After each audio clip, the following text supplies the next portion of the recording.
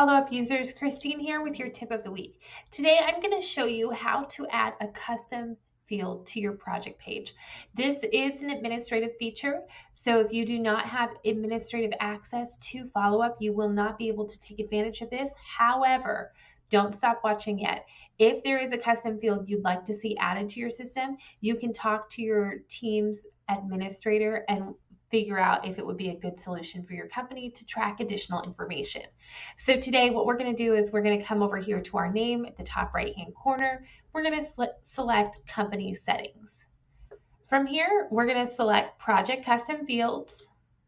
And then this is where we can add a new custom field. So things you might consider adding would be tracking maybe square footage of a project or additional bid numbers or additional people connected to the project that aren't listed as a company.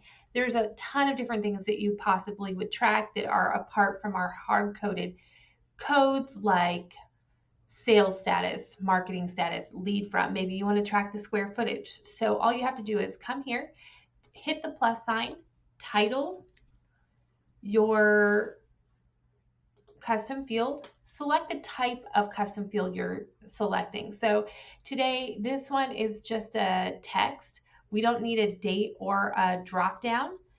We're going to copy the display label, put in a load order, and then I'm going to hit enable. Then from here, I'm going to hit save. Now, once that I've done that, when I come to a project page, you're going to see that my square footage is here, and now I can track that information.